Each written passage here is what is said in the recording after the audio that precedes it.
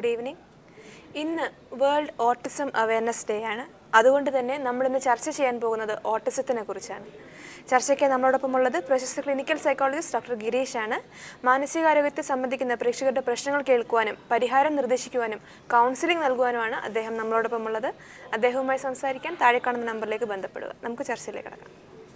Doctor, ഇന്ന് world autism awareness day ആണ്.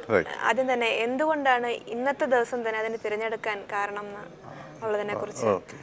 April 2 പ്രത്യേകിച്ചൊരു കാരണമെന്നല്ല, ഉപരിയായിട്ട് നമ്മൾ ഓരോ പ്രധാന ചില കാര്യങ്ങൾ ശ്രദ്ധയിൽ കൊണ്ടുവരാൻ വേണ്ടി നമ്മൾ ഓരോ ദിവസം മാറ്റി വയ്ക്കുന്നു. For example, March 30 bipolar disorder day ആയിരുന്നു. എക്സാക്ട്ലി. ഏപ്രിൽ 1 ഞാൻ പറയേണ്ടതില്ല.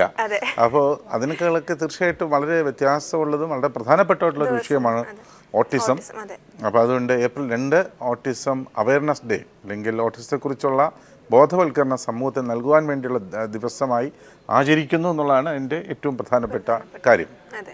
ഡോക്ടർ, അപ്പോൾ ഓട്ടിസം എന്താണെന്നുള്ളതിനെ കുറിച്ച്? ഓട്ടിസം വളരെ നല്ല ചോദ്യമാണ്. കാരണം ഓട്ടിസം എന്താണ് എന്നതിനെക്കുറിച്ച് വളരെ വ്യക്തത ഇല്ലാതെ നമ്മുടെ സമൂഹത്തിൽ ഒരുപാട് തെറ്റിദ്ധാരണകൾ ഉണ്ടായിരുന്ന കാലഘട്ടമായിരുന്നു. ഓട്ടിസം പലപ്പോഴും വളരെ കാലമായിട്ട് ഒരുപാട് കാലങ്ങളിൽ ബുദ്ധിമാന്യമാണോ എന്ന് ധരിച്ചിരുന്ന ഒരു സമൂഹം ഉണ്ടായിരുന്നു. ഓട്ടിസം പഠന വൈകല്യമാണോ എന്ന് ധരിച്ചിരുന്ന ഒരു കാലഘട്ടം ഉണ്ടായിരുന്നു. അപ്പോൾ ഓട്ടിസം ശരിക്കും പറഞ്ഞാൽ പ്രധാനമായിട്ട് ഓട്ടിസത്തിൽ ഉണ്ടാകുന്ന പ്രശ്നങ്ങൾ 2 കാര്യങ്ങളിലാണ്. ഒന്ന്, there is an impairment in social contacts, അല്ലെങ്കിൽ സോഷ്യൽ കണക്ഷൻ, സോഷ്യൽ കണക്റ്റഡ്നെസ്. സമൂഹവുമായിട്ട് കുട്ടിക്കുണ്ടാകുന്ന സാമൂഹിക ബന്ധത്തിലുണ്ടാകുന്ന കുഴപ്പം. ഉദാഹരണം പറഞ്ഞാൽ, സ്വാതി, ഞാനൊരു ഓട്ടിസം ഉള്ള വ്യക്തിയായിരുന്നുവെങ്കിൽ സ്വാതിയുടെ ഐ ടു ഐ കോണ്ടാക്ട്, കണ്ണിൽ നോക്കി സംസാരിക്കാൻ പറ്റില്ല, എനിക്ക് അസോസിയേറ്റ് ചെയ്യാൻ പറ്റില്ല, ഞാൻ ഒറ്റപ്പെട്ട് മാറിയിരിക്കുക. അപ്പോൾ ഓട്ടിസ്റ്റിക് ആയിട്ടുള്ള കൊച്ചു കുട്ടികളൊക്കെ തന്നെ ഒറ്റയ്ക്കിരുന്ന് കളിക്കുക, സോഷ്യലൈസ് ചെയ്യാറില്ല, ഒറ്റയ്ക്കിരുന്ന് കളിക്കുക, അവൻ്റേതായ ലോകത്താണ്. Is into his own world, അവൻ്റേതായ ഒരു ഓട്ടിസ്റ്റിക് വേൾഡ് എന്ന് പറയും, ഒരു ഓട്ടിസ്റ്റിക് വേൾഡ്. ആ ലോകത്തിലേക്ക് ഒറ്റയ്ക്ക് ഇരുന്ന് പോവുക, മറ്റുള്ള ആൾക്കാരായിട്ട് സഹകരിക്കുവാനോ അല്ലെങ്കിൽ ഒരുമിച്ച് കളിക്കാനോ ഒക്കെ തന്നെ ബുദ്ധിമുട്ട് അനുഭവപ്പെടുന്ന ഒരവസ്ഥയാണ് ഒരു പ്രധാന കാര്യം. രണ്ടാമത്തെ കാര്യം, ഇമ്പയർമെൻറ്റ്സ് ഇൻ കമ്മ്യൂണിക്കേഷൻ, ആശയവിനിമയത്തിനുള്ള കഴിവ് ഇല്ലായ്മ. അപ്പോൾ പലപ്പോഴും നമ്മൾ ഈ സംസാരിക്കുന്നവരെ സംസാരിക്കാൻ പറ്റത്തില്ല, പ്രത്യേകമായ ശബ്ദങ്ങൾ പുറപ്പെടുവിക്കുക, ബഹളം ഉണ്ടാക്കൽ, ഇങ്ങനെയൊക്കെയുള്ള കരഞ്ഞു വിളിക്കൽ, ഇങ്ങനെയൊക്കെയുള്ള കാര്യങ്ങളായിരിക്കും സാധാരണ ഓട്ടിസ്റ്റിക് സ്പെക്ട്രമുള്ള കുട്ടികൾ കാണിക്കുന്നത്. അപ്പോൾ ഇതുകൊണ്ട് തന്നെ പലപ്പോഴും ഓട്ടിസ്റ്റിക് ആയിട്ടുള്ള കുട്ടികളെ വേണ്ട വിധത്തിൽ പൊതുസമൂഹത്തിന് മനസ്സിലാക്കുവാനോ ഈവൻ പാരൻസിന് പോലും മനസ്സിലാക്കാൻ പറ്റാതെ തന്നെ അവർക്ക് കൊടുക്കാൻ പറ്റുന്ന കെയറോ അല്ലെങ്കിൽ പരിചരണമോ അല്ലെന്നുണ്ടെങ്കിൽ പരിശീലനമോ ഒക്കെ നൽകാതെ തന്നെ പലപ്പോഴും കുട്ടികൾ പിന്നോക്കം നിന്നു പോകുന്ന അല്ലെങ്കിൽ നിർത്തിപ്പോകുന്നൊരവസ്ഥയുണ്ട്. അതുകൊണ്ടാണ് ഈ പ്രാവശ്യത്തെ ഓട്ടിസം അവയർനെസ് ഡേയുടെ തീം തന്നെ പ്രധാനമായിട്ട് പറഞ്ഞിരിക്കുന്നത് 2 കാര്യങ്ങളാണ്. ഒന്ന് ഇൻക്ലൂഷൻ, മറ്റൊന്ന് ന്യൂറോ ഡൈവേഴ്സിറ്റി. ഇൻക്ലൂഷൻ എന്ന് പറയുന്നത് മുഖ്യധാരവൽക്കരണം, അല്ലെങ്കിൽ നമ്മൾ ഉൾപ്പെടുത്തൽ എന്നർത്ഥം. നമ്മൾ അതിനെ എക്സ്ക്ലൂഡ് ചെയ്യുക, മാറ്റി നിർത്തുന്നതിന് പകരം ലെറ്റ് അസ് ഇൻക്ലൂഡ് ഇറ്റ്, ഇതിൻ്റെ പ്രധാനമായ നമ്മുടെ ഭാഗമായിട്ട് ഇൻക്ലൂഡ് ചെയ്യുക. മറ്റൊന്ന് ന്യൂറോ ഡൈവേഴ്സിറ്റി എന്ന് ഉദ്ദേശിക്കുന്നത് വൈവിധ്യമാർന്ന നാഡീതലത്തിൻ്റെ പ്രശ്നങ്ങൾ അല്ലെങ്കിൽ നാഡീശാസ്ത്രത്തിൻ്റെ കാരണങ്ങളാൽ ഓട്ടിസം ഉണ്ടാവാം എന്നുള്ളതിൻ്റെ ധ്വനി. അപ്പോൾ ഓട്ടിസം എന്ന് പറയുന്നത് ഒരു ന്യൂറോ ഡെവലപ്മെൻറ്റൽ ഡിസോർഡർ ആണെന്നും ആ ന്യൂറോ ഡെവലപ്മെൻറ്റൽ ഡിസോർഡറിന് ഒരു കാരണമല്ല, ഭിന്നങ്ങളായ വ്യത്യസ്തങ്ങളായ കാരണങ്ങൾ ഉണ്ടാകുന്ന ആ നിലയ്ക്ക് ധ്വനി വരുന്ന ഒരു കാര്യമാണ് ന്യൂറോ ഡൈവേഴ്സിറ്റി എന്ന പദം ഉപയോഗിച്ചിരിക്കുന്നത്. 2, ഇൻക്ലൂഷൻ, നമ്മുടെ മുഖ്യമായ കാര്യങ്ങളിൽ ഉൾപ്പെടുത്തേണ്ട, മാറ്റി വയ്ക്കേണ്ട ഒരു കാര്യമല്ല, ദ്വീപായി പരിഗണിക്കേണ്ടതല്ല എന്ന് പറയുന്നത് മറ്റൊരു കാര്യം. അപ്പോൾ ഇത് രണ്ടുമാണ് ഇതിനകത്ത് പ്രധാനമായിട്ട് വരുന്ന. ഇത് 2 ഉൾപ്പെടുത്തിയിട്ടാണ് ഈ പ്രാവശ്യത്തെ തീം തന്നെ മുന്നോട്ട് വെച്ചിരിക്കുന്നത്. ഡോക്ടർ, ഓട്ടിസം ഉണ്ടാവാനുള്ള റീസൺസ് കൂടുതൽ കുട്ടികളിലാണെന്ന് തോന്നുന്നല്ലേ ഇത്? അതെ, തീർച്ചയായിട്ടും. എന്തുകൊണ്ടാണ് കുട്ടികൾക്ക് ഉണ്ടാകുന്നത്? അപ്പോൾ അതിലേക്ക് കിടക്കുന്നതിന് മുമ്പ് ഏറ്റവും പ്രധാനമായിട്ട് മനസ്സിലാക്കേണ്ടത്, സത്യം പറഞ്ഞാൽ ഓട്ടിസം എന്ന വാക്ക് ഇന്നിപ്പം വളരെ പ്രധാനപ്പെട്ടതല്ല. ഇന്ന് ഉപയോഗിക്കുന്നത് ഓട്ടിസ്റ്റിക് സ്പെക്ട്രം ഡിസോർഡർ എന്നാണ്. മുൻപ് ഓട്ടിസം എന്ന് ഉപയോഗിച്ചുകൊണ്ടിരുന്നു. അതിനുശേഷം റിറ്റ് സിൻഡ്രോം, ഇങ്ങനെ ചില പ്രത്യേക ആരാണോ ഈ ഇത്തരം പ്രശ്നങ്ങൾ കണ്ടെത്തിയത് അവരുടെ പേര് കൊടുത്ത ശേഷം ചില സവിശേഷമായിട്ടുള്ള രോഗലക്ഷണങ്ങൾ കാണപ്പെടുന്നുവെങ്കിൽ, ഡെവലപ്മെൻറ്റൽ പ്രശ്നങ്ങൾ കാണപ്പെടുന്നുവെങ്കിൽ അതിനെ ഉൾപ്പെടുത്തിക്കൊണ്ടുള്ള ചില സംഭവങ്ങളൊക്കെ നടത്തിയായിരുന്നു. അപ്പോൾ അങ്ങനെയുള്ള കാര്യങ്ങൾ കണ്ടിരുന്നു. അപ്പോൾ അതിനെയൊക്കെ മാറ്റിയ ശേഷം പിന്നെ പെർവേസീവ് ഡെവലപ്മെൻറ്റ് ഡിസോർഡർ എന്ന് കണ്ടിരുന്നു. അങ്ങനെയുള്ള പിന്നെ വാക്കുകളൊക്കെ മാറ്റിയ ശേഷം ഇപ്പോൾ സാധാരണ ഉപയോഗിച്ചു വരുന്നൊരു വാക്കെന്ന് പറഞ്ഞാൽ ഓട്ടിസ്റ്റിക് സ്പെക്ട്രം ഡിസോർഡേഴ്സ് എന്നാണ്. അപ്പോൾ അത് ഓട്ടിസ്റ്റിക് സ്പെക്ട്രം ഡിസോർഡർ എന്ന് പറയുമ്പോൾ ഒരു പർട്ടിക്കുലർ ഓട്ടിസം എന്ന് പറയുന്ന ഒരു സിംഗിൾ എൻറ്റിറ്റി അല്ല, അല്ലെങ്കിൽ ഒരു പെർട്ടിക്കുലർ പ്രശ്നമല്ല, ഭിന്നങ്ങളായിട്ടുള്ള വ്യത്യസ്തമായ തീവ്രതയുള്ള വ്യത്യസ്തങ്ങളായ സ്വഭാവങ്ങൾ കാണിക്കുന്ന വ്യത്യസ്തങ്ങളായ രോഗലക്ഷണങ്ങൾ കാണിക്കുന്ന ഒരു സ്പെക്ട്രമാണ് ഓട്ടിസ്റ്റിക്സ് എന്ന് ഉദ്ദേശിക്കുന്നത്. ഈ ഒരു റീസൺസിനെ കുറിച്ചും സത്യം പറഞ്ഞാൽ ഇന്നുവരെയും വ്യക്തമായ ഇന്ന കാരണമാണ് ഓട്ടിസം എന്ന് കണ്ടെത്തിയിട്ടില്ല എന്നുള്ളതാണ്. എക്സാക്ട്ലി അങ്ങനെ ഒരു കാരണം ഇന്നും കണ്ടെത്തിയിട്ടില്ല. പക്ഷെങ്കിലും പലപ്പോഴും പല കാരണങ്ങൾ, ഇപ്പോൾ പെരിനാറ്റൽ അല്ലെങ്കിൽ പ്രീനാറ്റൽ, പോസ്റ്റ്നാറ്റൽ, ജനിക്കുന്ന സമയത്തുണ്ടാകുന്ന അണുബാധ, അല്ലെങ്കിൽ ജനിതകമായ ചില കാരണങ്ങൾ, അല്ലെങ്കിൽ മറ്റ് ചില ഇൻഫെക്ഷൻസ് എന്നുള്ള കാരണങ്ങൾ മുതൽ വിവിധ കാരണങ്ങൾ ഇതിന് പിന്നിൽ ആരോപിക്കപ്പെടുന്നുണ്ട്. അല്ലെങ്കിൽ ഇന്ന കാരണങ്ങളാവാമെന്ന് സംശയിക്കപ്പെടുന്നുണ്ടെങ്കിലും അതിനെക്കുറിച്ചുള്ള ന്യൂറോളജിക്കലായിട്ടുള്ള പഠനങ്ങൾ നടക്കുന്നുവെങ്കിലും സ്പഷ്ടമായിട്ടുള്ള വ്യക്തമായിട്ടുള്ള ചൂണ്ടിക്കാണിക്കുവാൻ 1, 2, 3 എന്ന് പറയാൻ സാധിക്കുന്ന നിലയ്ക്കുള്ള എറ്റിയോളജിക്കൽ ഫാക്ടേഴ്സ് ഇന്നും ഓട്ടിസം സ്പെക്ട്രം ഡിസോർഡേഴ്സിൻ്റെ കാര്യത്തിൽ എസ്റ്റാബ്ലിഷ്ഡ് അല്ല. ഇത് ബൈ ബർത്ത് ആണോ ഡോക്ടർ? ഇത് പലപ്പോഴും ഓട്ടിസ്റ്റിക് സ്പെക്ട്രം കാണപ്പെടുന്നത് ജന്മന മുതലാണ്. പക്ഷേ അവിടെയുമുള്ള ഇതിൻ്റെ ഏറ്റവും പ്രത്യേകത എന്ന് പറയുന്ന ആ കാരണം കൊണ്ട് തന്നെയാണ് പലപ്പോഴും ഓട്ടിസ്റ്റിക് സ്പെക്ട്രം ഉള്ള കുട്ടി ഉണ്ടെന്ന് മനസ്സിലാക്കാൻ പലപ്പോഴും പാരൻസിന് കഴിയാതെ പോകുന്നത്. കാരണം കുട്ടിക്കാലത്ത് തന്നെ ചില കുട്ടികൾ വളരെ ആക്റ്റീവ് ആയിരിക്കണമെന്നില്ല. നമ്മളെ വിളിച്ചു കഴിഞ്ഞാൽ ശബ്ദം തിരിച്ച് പുറപ്പെടുവിക്കില്ല, അങ്ങോട്ട് ശ്രദ്ധിക്കത്തില്ല. അപ്പോൾ പലപ്പോഴും വിചാരിക്കും കുട്ടിയുടെ സ്വഭാവം കൊണ്ടാവാം, ചിലപ്പം വിചാരിക്കും കുട്ടിക്ക് കാതിന് എന്തെങ്കിലും പ്രശ്നം കൊണ്ടാവാം. പലപ്പോഴും ഓട്ടിസ്റ്റിക് സ്പെക്ട്രമാണ് കുട്ടിക്കുള്ളതെന്ന് തിരിച്ചറിയുന്നത് പോലും കുട്ടിക്കാലങ്ങളിൽ ഈ കേൾക്കുന്നില്ല, ശ്രദ്ധിക്കുന്നില്ല എന്നൊക്കെ പറഞ്ഞിട്ട് ഈ ഡോക്ടറൊക്കെ കൊണ്ടുപോയി അവർ നോക്കി അവർക്ക് പ്രശ്നമില്ലെന്ന് മനസ്സിലാക്കിയ ശേഷം റെഫർ ചെയ്ത് വരുന്ന അവസരത്തിലാണ് കണ്ടെത്തുന്നത്. വീണ്ടും ഇതിനകത്തുള്ളൊരു പ്രശ്നം, ഇതുമായി ബന്ധപ്പെട്ട് പല തെറ്റിദ്ധാരണകൾ ഉള്ളത് കൊണ്ട് തന്നെ പലപ്പോഴും ഓട്ടിസം വേണ്ട നിലയ്ക്ക് മനസ്സിലാക്കില്ല. അടുത്ത കാലത്ത് ഞാനൊരിക്കൽ കണ്ടൊരു കുട്ടിയുടെ കാര്യം, അത് ഒരു വടക്കൻ ജില്ലയിലൊരു കുട്ടിയായിരുന്നു. അപ്പോൾ അതിൻ്റെ ഫാദറും മദറും കൂടെ കൊണ്ടുവന്നതാണ്. ഒരു കൊച്ചു പെൺകുട്ടിയാണ്. അതൊരു പിന്നെ 4ാം ക്ലാസ്സിലൊക്കെ പഠിക്കുന്നുള്ളൂ. പക്ഷേ അതിൻ്റെ അമ്മ പറയുന്നു എന്ന് പറഞ്ഞാൽ ഈ കുട്ടിക്ക് അസാധാരണമായ ചില കഴിവുകളുണ്ട്, ദൈവഭാഷ എഴുതാണ്ട കഴിവുകളുണ്ട്. അപ്പോൾ ഞാൻ ചോദിക്കുന്നത് എങ്ങനെയാണ് അത്? അവൾ പറയും, ഞാൻ എഴുതും. ഞാൻ ആക്ച്വലി നോക്കിയ അവസരത്തിൽ അപ്പോൾ എന്താ അതീന്ദ്രിയമായ കഴിവുണ്ടെന്ന് പറഞ്ഞുകൊണ്ട് ഞാനൊരു പാരാസൈക്കോളജിസ്റ്റിൻ്റെ സേവനം സ്വീകരിച്ചു. പിന്നെ ഇതിൻ്റെ ന്യൂറോളജിസ്റ്റിൻ്റെ സേവനം സ്വീകരിച്ചു. അങ്ങനെ എൻ്റെ ഒരു അക്കാഡമിക് ഇൻട്രസ്റ്റ് കാരണം പലവരുമായി ഈ കാര്യം പരിശോധിച്ച് നോക്കിയപ്പോഴൊക്കെ വ്യക്തമാവുന്നത് അങ്ങനെ ഒരു യഥാർത്ഥത്തിലുള്ള ഒരു പാരാസൈക്കോളജിക്കൽ അതീന്ദ്രിയമായ കഴിവോ ഒന്നും ആയിരുന്നില്ല. ആക്ച്വലി ഈ കുട്ടിക്കുള്ളത് ഓട്ടിസ്റ്റിക് സ്പെക്ട്രം ഡിസോർഡർ തന്നെയായിരുന്നു. പക്ഷേ അമ്മയ്ക്ക് ഇത് ഉൾക്കൊള്ളുവാൻ വേണ്ടിയുള്ള മാനസികമായ ബുദ്ധിമുട്ട് കാരണം അമ്മ എന്ത് ചെയ്തു, ഈ നിലയ്ക്ക് അവരറിയാതെ ആരോപിച്ചു പോകുന്നൊരവസ്ഥയിലേക്ക് നീങ്ങുകയും ചെയ്തു. അപ്പോൾ അങ്ങനെയുള്ള പല നമ്മുടെ വിശ്വാസങ്ങൾ, നമ്മുടെ സങ്കല്പങ്ങൾ, ചിന്തകൾ ഒക്കെ കാരണം കൊണ്ട് തന്നെ പലപ്പോഴും ഓട്ടിസ്റ്റിക് സ്പെക്ട്രം അല്ലെങ്കിൽ ഓട്ടിസ്റ്റിക് ആയിട്ടുള്ള ഒരു കുട്ടിയെ അതാണ് എന്ന് ഉൾക്കൊള്ളുവാൻ സാധിക്കാതെ പോകുന്നതിൻ്റെ ഫലമായി ഒരുപാട് കുഴപ്പങ്ങൾ സംഭവിക്കാറുണ്ട്. ഡോക്ടർ, ഇപ്പം ഇങ്ങനെ നമുക്ക് തിരിച്ചറിയണമെന്നുണ്ടെങ്കിൽ ഇപ്പൊ പറഞ്ഞ കേസിൽ തന്നെ അങ്ങനെ ഒരു അക്സെപ്റ്റ് ചെയ്യാനുള്ള ഒരു ബുദ്ധിമുട്ട്, അപ്പോൾ അല്ലാതെ തന്നെ പേരൻസിന് തിരിച്ചറിയണം ഇങ്ങനെ ഒരു പ്രശ്നമുണ്ട് അല്ലെങ്കിൽ ഇതാണ് ഇഷ്യൂ എന്നുള്ളത്. അതിനെന്താണ് സിംറ്റംസ് ആയിട്ട് നമുക്ക് തിരിച്ചറിയാൻ പറ്റുന്ന ഒരു കാര്യം? ഇപ്പോൾ ഉദാഹരണം പറഞ്ഞു കഴിഞ്ഞാൽ ചില സിമ്പിൾ എക്സാമ്പിൾസ് പറയാമെങ്കിൽ, ഒന്ന്, മറ്റു കുട്ടികൾ ഒരുമിച്ച് കളിക്കുമ്പോൾ ഈ കുട്ടിക്ക് ഒറ്റയ്ക്കിരിക്കുക, ഒന്ന് നമുക്ക് പെട്ടെന്ന് മനസ്സിലാക്കാൻ പറ്റുന്ന. മറ്റൊന്ന് ഐ ടു ഐ കോണ്ടാക്ട്, കണ്ണിൽ നോക്കിക്കൊണ്ട് സംസാരിക്കാനുള്ള പ്രവണത തീരെ കാണിക്കാതിരിക്കുക. മൂന്നാമത്തെ കാര്യം, അച്ഛ അമ്മ എന്നൊക്കെ വിളിക്കേണ്ട സമയങ്ങൾ പോലും അങ്ങനെ വെർബലൈസ് ചെയ്യാൻ പറ്റാതിരിക്കുക. പിന്നെ നാലാമത്തെ ഒരു കാര്യം, സ്വയം കളിക്കുക എന്ന് മാത്രമല്ല ചില പെർട്ടിക്കുലർ ആയിട്ടുള്ള ചില ചേഷ്ടകൾ റിപ്പീറ്റ് ചെയ്ത് കാണിക്കും, ചില കമ്പൾസീവ് ബിഹേവിയർ. ഇപ്പോൾ ഇങ്ങനെ കൊട്ടുന്നുവെങ്കിൽ ഇങ്ങനെ കൊട്ടിക്കൊണ്ടിരിക്കുന്ന ചില ടെൻഡൻസി, അങ്ങനെയുള്ള ചില സ്വഭാവം കാണിക്കുക. പിന്നെ വേറൊരു ഒരു ഓട്ടിസ്റ്റിക് ഒരു ഒബ്സഷണൽ നേച്ചർ കാണിക്കുക എന്ന് പറഞ്ഞാൽ, ഇപ്പോൾ മൊബൈൽ ഫോൺ ഞാൻ ഇങ്ങനെ വെച്ചിരിക്കുന്നുവെങ്കിൽ ആ കുട്ടി ഇതുമായിട്ട് യോജിച്ചിട്ടുണ്ടെങ്കിൽ അല്പം ഒന്ന് മാറ്റിക്കഴിഞ്ഞാൽ ആ കുട്ടിക്ക് അക്സെപ്റ്റ് ചെയ്യാൻ പറ്റില്ല. വല്ലാതെ അലറി വിളിച്ച് ബഹളം ഉണ്ടാക്കി പ്രശ്നം ഉണ്ടാക്കുന്ന ഒരവസ്ഥയും കാണും. അതേസമയം ഇങ്ങനെയൊക്കെ ഉണ്ടെങ്കിലും അതിൻ്റെ പ്രൈമറി കെയറർ അമ്മയാണ് ഈ കുട്ടിയെ നോക്കുന്നുവെങ്കിൽ അമ്മയുമായിട്ട് നല്ലൊരു ഇമോഷണൽ കോണ്ടാക്ട്സ് ഉണ്ടാവും, ഡെവലപ്മെൻറ്റ്സ് ഉണ്ടാവും, അമ്മയുമായിട്ട് കൂടുതൽ സഹകരിച്ച് പോകാനൊക്കെ പറ്റുന്നു. അപ്പോൾ ഇങ്ങനെയുള്ള ഐ കോണ്ടാക്റ്റ് കാണാതിരിക്കുക, സംസാരിക്കാനുണ്ടാകുന്ന ബുദ്ധിമുട്ട് കാണിക്കുക, ഈ പിന്നെ മറ്റുള്ള കുട്ടികളായിട്ട് കളിക്കുന്നില്ല, അതുപോലെ തന്നെ നമ്മൾ ഒരു കാര്യം വിളിക്കുന്നെങ്കിൽ എക്സാമ്പിൾ ഇപ്പോൾ എന്താണ് പേര് എന്ന് നമ്മൾ ചോദിക്കുന്നെങ്കിൽ ആ കുട്ടി തിരിച്ച് നമ്മൾ പലപ്പോഴും ചോദിക്കുന്നത് എന്താണ് പേരെന്ന്. റിവേഴ്സൽ. അപ്പോൾ റിവേഴ്സൽ, ഇപ്പോൾ ക്വസ്റ്റ്യൻ റിവേഴ്സൽ. ഇപ്പോൾ നമ്മൾ മോർണിംഗ് വാ എന്ന് പറഞ്ഞാൽ തിരിച്ചത് പറയും മോർണിംഗ് വാ. അത് നമ്മൾ തന്നെ ഈ ആൻസർ ടു ദ ക്വസ്റ്റ്യൻ അല്ലെങ്കിൽ റെസ്പോൺസ് ടു ദ ക്വസ്റ്റ്യൻ അല്ലെങ്കിൽ ടു ദ സ്റ്റേറ്റ്മെൻറ്റ് എന്നൊരു സംഭവമില്ല. That will be repeated. അങ്ങനെയുള്ളൊരു സ്വഭാവം. അപ്പോൾ ഈ കാര്യങ്ങളൊക്കെ കാണുന്നുവെങ്കിൽ തീർച്ചയായിട്ടും വീട്ടുകാർ ലക്ഷണങ്ങളായി പരിഗണിക്കണം. അതിനെക്കുറിച്ച് ഓട്ടിസത്തെക്കുറിച്ച് കൂടുതൽ മനസ്സിലാക്കുവാനും ഓട്ടിസത്തിൻ്റെ സിവിയാരിറ്റി അല്ലെങ്കിൽ അതിൻ്റെ തീവ്രത എത്ര കണ്ടെന്ന് അറിയുവാനും ഒക്കെയുള്ള ഒരുപാട് സൈക്കോളജിക്കൽ ടെസ്റ്റുകൾ നിന്നുണ്ട്. അത്തരം സൈക്കോമെട്രിക് ടെസ്റ്റുകളുടെ സഹായത്താൽ ഓട്ടിസം എത്ര കണ്ട് കൂടുതലാണെന്ന് മനസ്സിലാക്കിയിട്ട്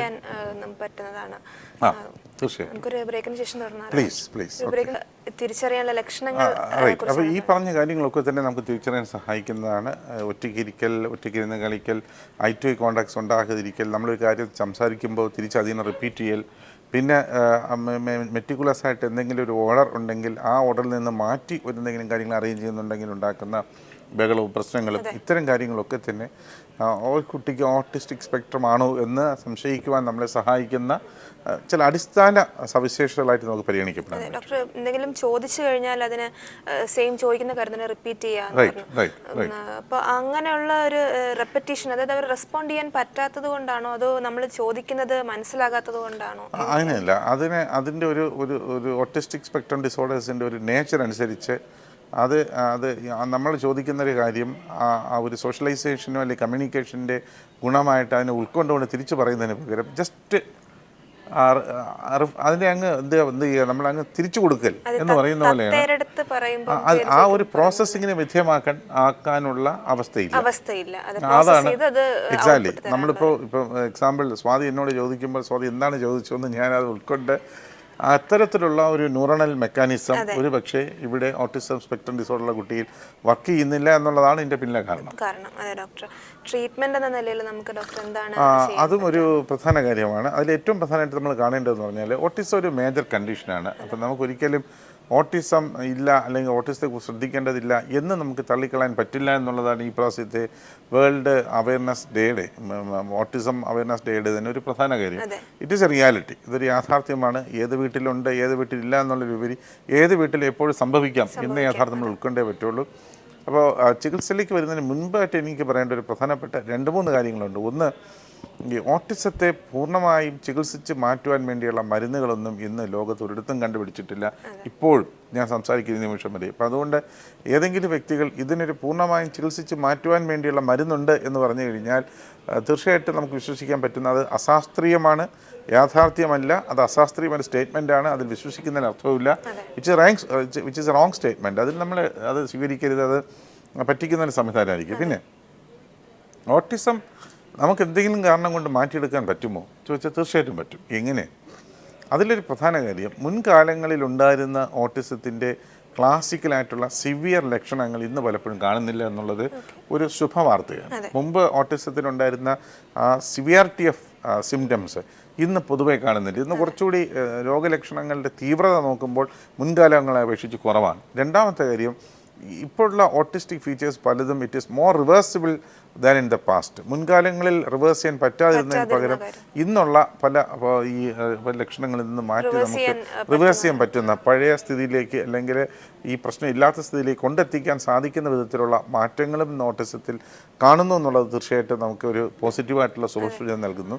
ഇവിടെ ഒരു ഓട്ടിസ്റ്റിക് സ്പെക്ട്രമുള്ള കുട്ടിയുടെ പാരൻസ് തീർച്ചയായിട്ടും ഉൾക്കൊള്ളേണ്ട ഏറ്റവും പ്രധാനപ്പെട്ട ഒരു ധാരണ അല്ലെങ്കിൽ ഒരു കാഴ്ചപ്പാടെന്ന് പറയുന്നത്, സപ്പോസ് ഇപ്പോൾ എൻ്റെ കയ്യിൽ കുറച്ച് കളിമണ്ണ് കിട്ടിയെന്നിരിക്കും, എനിക്കതിൽ ഭംഗിയായിട്ട് പ്രവർത്തിക്കാൻ അറിയില്ലെങ്കിൽ അത് എൻ്റെ അവസാന നിമിഷം വരെ ഈ കളിമണ്ണായി അവസാനിക്കും.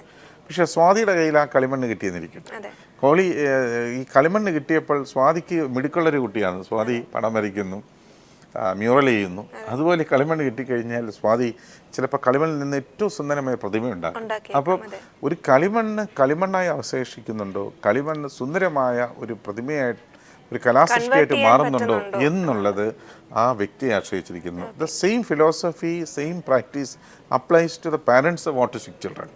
അപ്പം ഈ പ്രശ്നമുള്ള കുട്ടികളുടെ രക്ഷിതാക്കൾ തീർച്ചയായിട്ടും പ്രശ്നമുണ്ട് കുട്ടിക്ക്, പക്ഷേ നമുക്ക് തീർച്ചയായിട്ടും എന്തെങ്കിലും ചെയ്ത് മാറ്റിയെടുക്കാൻ സാധിക്കും എന്നുള്ള വിധത്തിൽ അതിനെ കാണുകയും അതിന് ശ്രമിക്കുകയും ചെയ്തു കഴിഞ്ഞാൽ തീർച്ചയായിട്ടും മാറ്റങ്ങൾ ഉണ്ടാക്കുവാൻ സാധ്യമാണ്. റൈറ്റ്. അപ്പോൾ ട്രീറ്റ്മെൻറ്റിൽ ഞാൻ ആദ്യം പറഞ്ഞു മെഡിസിൻ ഇല്ല. പിന്നെ ഉള്ളത് എന്തെങ്കിലും ദിവ്യ ഔഷധങ്ങളോ അങ്ങനെയൊക്കെയുള്ള നാട്ടുമരുന്നുകളോ ഉണ്ടോ? ഇന്ന് വരെ ഓട്ടിസത്തിന് അങ്ങനെ എന്തെങ്കിലും ഒരു കാര്യമുള്ളതായിട്ടൊന്നും കണ്ടിട്ടില്ല. ഓട്ടിസം പൂർണ്ണമായി മാറ്റുവാൻ സാധിക്കുമോ? തീർച്ചയായിട്ടും ഇന്നുള്ള വിവരവും അനുഭവങ്ങളുടെ അടിസ്ഥാനത്തിൽ ഓട്ടിസം പൂർണ്ണമായി മാറ്റുവാൻ സാധ്യമല്ല. ബട്ട് ഓട്ടിസം തീർച്ചയായിട്ടും വളരെ നല്ല അളവ് വരെ മാനേജ് ചെയ്യാൻ പറ്റും. ആ കുട്ടിക്ക് സെൽഫ് ഹെൽപ്പ് സ്കിൽസ്, സ്വയം സ്വസ്ഥമായി ജീവിക്കാൻ വേണ്ടിയുള്ള നിലയ്ക്ക് ആ കുട്ടിയെ മാറ്റാൻ സാധിക്കുന്നു. അടിസ്ഥാന കാര്യങ്ങൾ പഠിപ്പിക്കാൻ സാധിക്കുന്നു.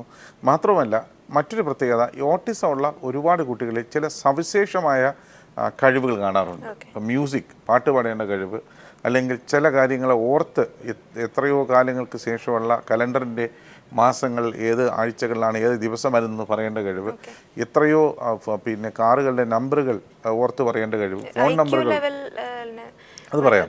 ഇങ്ങനെയുള്ള ചില നമ്മളതിനെ പിന്നെ ചില പ്രത്യേക ഒരു ജീനിയസ് നേച്ചർ ഈ കുട്ടികളിൽ ചില സവിശേഷമായ കഴിവുകൾ, പക്ഷെ ആ കഴിവ് ഒന്നോ രണ്ടോ കഴിവുകൾ മാത്രം അത്തരം കുട്ടികൾ കാണുന്നുള്ളൂ. ഇങ്ങനെ കാണും. അപ്പോൾ അത്തരം കഴിവുകളെ തിരിച്ചറിവ് വികസിപ്പിക്കാൻ സാധിക്കും.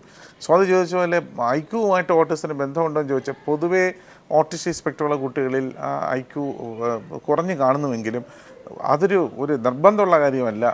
എല്ലാ ഓട്ടിസ്റ്റിക് കുട്ടികളുടെയും ബുദ്ധി താണിരിക്കണം അല്ലെങ്കിൽ ആവറേജിനേക്കാളും കുറവായിരിക്കണം എന്ന ഒരു നിർബന്ധമുള്ളതല്ല. അതിരുന്നോട്ടെ. ഇനി ട്രീറ്റ്മെൻറ്റ് കാര്യം നോക്കുമ്പോൾ മെഡിസിൻ ഇല്ല, പൂർണ്ണമായും ട്രീറ്റ് ചെയ്ത് മാറ്റാൻ പറ്റില്ല. അപ്പോൾ നമുക്ക് അവശേഷിക്കുന്നതെന്ന് പറഞ്ഞാൽ സൈക്കോളജിയുടെ സഹായത്തോടു കൂടിയും സ്പെഷ്യൽ എഡ്യൂക്കേഷൻ്റെ സഹായത്തോടു കൂടിയും കുറച്ച് മ്യൂസിക്കിൻ്റെ സഹായത്തോടു കൂടിയും കുറച്ച് യോഗയുടെ സഹായത്തോടു കൂടിയുള്ള മൾട്ടി മോഡൽ ട്രീറ്റ്മെൻറ്റ് അല്ലെങ്കിൽ ട്രെയിനിങ് മാർഗ്ഗങ്ങളാണ്. അത്തരം ട്രെയിനിങ്ങിലൂടെ അത്തരം സ്പെഷ്യൽ എഡ്യൂക്കേഷൻ അല്ലെങ്കിൽ ബിഹേവിയർ മോഡിഫിക്കേഷൻ സംവിധാനങ്ങളുടെ സഹായത്താൽ തീർച്ചയായിട്ടും ഒരു കുട്ടിയിൽ പ്രകടമായ മാറ്റങ്ങൾ ഉണ്ടാക്കിയെടുക്കുവാൻ സാധ്യമാണ്. അതുപോലെ ഈ ഓട്ടിസ്റ്റിക് സ്പെക്ട്രം ഉള്ള കുട്ടികളുടെ വൈകാരികമായ വളർച്ചയ്ക്ക് വേണ്ടി പെറ്റ് അസിസ്റ്റഡ് തെറാപ്പി അല്ലെങ്കിൽ നമ്മൾ വളർത്തുമൃഗങ്ങളെ നായ്ക്കളെയൊക്കെ തന്നെ ഉപയോഗിച്ചുകൊണ്ടുള്ള ട്രീറ്റ്മെൻറ്റും വളരെ ഫലപ്രദമായി ചെയ്യാൻ സാധിക്കും. അത് കാരണം ഒത്തിരി ഗുണങ്ങളുണ്ടാവുകയും ചെയ്യും. അങ്ങനെയുള്ള ശാസ്ത്രീയമായ ചികിത്സ വേണ്ടത്ര കാലയളവിൽ ഒരു ടീം അപ്രോച്ചോട് കൂടി നൽകിക്കഴിഞ്ഞാൽ തീർച്ചയായിട്ടും ഓട്ടിസ്റ്റിക് സ്പെക്ട്രമുള്ള വ്യക്തിയിൽ നിന്നും കുട്ടിയിൽ നിന്നും അതിനെ വേണ്ട അളവിൽ നമുക്ക് മാറ്റിയെടുക്കുവാൻ സാധിക്കുമെന്ന് ഉൾക്കൊള്ളാൻ പറ്റും. അതെ ഡോക്ടർ, അപ്പം കുട്ടികളിലാണിത് കണ്ടുവന്നിരുന്നതെന്ന് ഡോക്ടർ. അപ്പോൾ കൂടുതലും പേരൻസിൻ്റെ ഒരു ടീം വർക്ക് എന്ന് ഡോക്ടർ ഒരു ടേം യൂസ് ചെയ്തു. അപ്പോൾ എങ്ങനെയാണ് ആ ഒരു ടീം ബിൽഡിംഗ് അല്ലെങ്കിൽ ഇവരെ ഒരു സപ്പോർട്ട് സിസ്റ്റമായിട്ട് കൊടുക്കാൻ വേണ്ടിയിട്ട് എന്തൊക്കെയാണ് ചെയ്യാൻ പറ്റുക? ഫോർ എക്സാമ്പിൾ ഇപ്പോൾ ഒരു ടീമെന്ന് ഞാൻ ഉദ്ദേശിച്ചത് ഇതിനകത്ത് സൈക്കോളജിസ്റ്റ് ഉണ്ടാവേണ്ട അത്യാവശ്യമാണ്, ഒരു സ്പീച്ച് തെറാപ്പിസ്റ്റ് ഉണ്ടാവേണ്ട അത്യാവശ്യമാണ്, ഒരു സ്പെഷ്യൽ എഡ്യൂക്കേറ്റർ ഉണ്ടാവേണ്ട അത്യാവശ്യമാണ്. അപ്പോൾ ഇങ്ങനെയുള്ള വ്യത്യസ്തമായ മേഖലകളിൽ വൈദഗ്ധ്യമുള്ള ആൾക്കാർ, ഒരുപക്ഷെ ഒരു പീഡിയാട്രിഷ്യൻ്റെ ഗൈഡൻസ് ചില കാര്യങ്ങൾ അനിവാര്യമായിട്ട് വരും. അപ്പോൾ ഇങ്ങനെ വ്യത്യസ്തമായിട്ടുള്ള വൈദഗ്ധ്യമുള്ള പരിശീലനം ലഭിച്ചിട്ടുള്ള ആൾക്കാരുടെ ഒരു ടീമായിരിക്കണം തീർച്ചയായിട്ടും വേണ്ടത്. ഇവിടെയും മാതാപിതാക്കളിൽ ഏതെങ്കിലും ഒരു വ്യക്തി, ഒന്നിൽ അച്ഛനോ അല്ലെങ്കിൽ അമ്മയോ, ഈ കുട്ടിയുടെ കാര്യത്തിന് വേണ്ട പരിശീലന ഏജൻ്റായി, ട്രെയിനിങ് ഏജൻ്റായി പ്രവർത്തിക്കുവാൻ വേണ്ടി ഈ വിദഗ്ധ ടീം അംഗങ്ങൾ ഇവരെ പരിശീലിപ്പിച്ചെടുക്കേണ്ടതും ആവശ്യമാണ്. കാരണം ഒരു തെറാപ്പി ഏജൻ്റായി മാറേണ്ട അത്യാവശ്യമാണ്. ഇവിടെ സൈക്കോളജിസ്റ്റിൻ്റെ സേവനം പലപ്പോഴും കുട്ടിയുടെ പ്രശ്നമുള്ള സ്വഭാവങ്ങളെ കുറച്ചു കൊണ്ടുവരുവാനും സ്കില്ലുകൾ ഐഡൻറ്റിഫൈ ചെയ്യാനും അതിനെ വളർത്തുവാനും മാത്രമല്ല, മറിച്ച് ഇത്തരം കുട്ടികളുടെ കൂടെ നമ്മൾ ജീവിക്കുമ്പോൾ പലപ്പോഴും ഫ്രസ്ട്രേഷൻ, നിരാശ ഉണ്ടാകുന്ന രക്ഷിതാക്കൾ കാണുന്നുണ്ട്. അതിനെയും ഡീൽ ചെയ്ത് കൊണ്ടുവരുവാനും ശ്രദ്ധ അത്യാവശ്യമാണ്. ഈ രണ്ട് കാര്യങ്ങൾ ഒരുമിച്ച് കൊണ്ടുപോകാൻ സൈക്കോളജിസ്റ്റിൻ്റെ സേവനവും ഇവിടെ വളരെ അനിവാര്യമാണ്. അതെ ഡോക്ടറിന്റെ ഒരു ഇൻവോൾവ്മെന്റ് എന്നുള്ളൊരു ഉപരി പേരൻസിന് ഒരു പ്രത്യേകമായ റോൾ ഈ കുട്ടികളെ മെയിൻറ്റെയിൻ ചെയ്യാൻ അല്ലെങ്കിൽ ഇങ്ങനെ കൊണ്ടുപോകാനായിട്ട് എന്തെങ്കിലും ഉണ്ടാവുമല്ലോ. അപ്പോൾ അവർക്ക് എന്താണ് ഒരു പറഞ്ഞു കൊടുക്കാൻ ഏറ്റവും അടിസ്ഥാനമായിട്ടുള്ളത്? ഒന്ന്, നമ്മൾ ഇത്തരം പ്രശ്നങ്ങളിൽ ചില കാര്യങ്ങൾ അനിവാര്യമാണ്. ഒന്ന്, ഇത്തരം പ്രശ്നങ്ങളിൽ നമ്മൾ കൂടുതൽ നിരാശ കാണിക്കുന്നുവെങ്കിൽ തീർച്ചയായിട്ടും നമുക്ക് ചെയ്യാൻ സാധിക്കുന്ന കാര്യങ്ങൾ ചെയ്യാൻ പറ്റാതെ പോകാറുണ്ട്. അത് കാരണം ഒരുപാട് പരാജയം ഉണ്ടാകാറുണ്ട്. പലപ്പോഴും ഒരു വളരെ ദൃഢനിശ്ചയത്തോടു കൂടി ഇത്തരം കുട്ടികളെ മുന്നോട്ട് നയിക്കുവാൻ ശ്രമിച്ചിട്ടുള്ള രക്ഷിതാക്കൾക്ക് വളരെ പോസിറ്റീവായിട്ടുള്ള ഫലം ഉണ്ടായിട്ടുള്ളതിന് ഒരുപാട് തെളിവുകൾ എനിക്ക് തന്നെ നേരിട്ട് അറിയാമെന്നുള്ളതാണ്. അപ്പോൾ അങ്ങനെയുള്ള ശ്രമങ്ങൾ തീർച്ചയായിട്ടും ഉണ്ടാക്കേണ്ട അത്യാവശ്യമാണ് ഒരു പോയിന്റ്. രണ്ടാമത്തെ കാര്യം, ഒരു കുട്ടിക്ക് ഓട്ടിസം സ്പെക്ട്രം ഉണ്ടെങ്കിൽ ആ കുട്ടിയെ മാത്രം ശ്രദ്ധിക്കുകയും കൂടുതലുള്ള കുട്ടികളെ ശ്രദ്ധിക്കാതിരിക്കുകയും ചെയ്തുകൊണ്ട് പലപ്പോഴും കുഴപ്പമുണ്ടാകാറുണ്ട്. അപ്പോൾ അതും പാടുള്ളതല്ല. പാരൻസിൻ്റെ ഇടയിൽ ഒരു ടീം അത്യാവശ്യമാണ്. അച്ഛനും അമ്മയും ഒരുമിച്ചാണ് we are sailing in the same boat എന്ന നിലയ്ക്ക് എടുക്കണം. ചിലപ്പോൾ അച്ഛൻ കംപ്ലീറ്റ് മാറി നിൽക്കുക, അത് നല്ലതല്ല. അപ്പോൾ ഒരുമിച്ച് നിൽക്കേണ്ട അത്യാവശ്യമാണ്. അതെ, പക്ഷെ നമ്മുടെ സമയം പൂർത്തിയാവുകയാണ് ഇവിടെ. നമുക്ക് അടുത്ത ആഴ്ച മറ്റൊരു വിഷയമായി വീണ്ടും കണ്ടുമുട്ടാം. നന്ദി, നമസ്കാരം.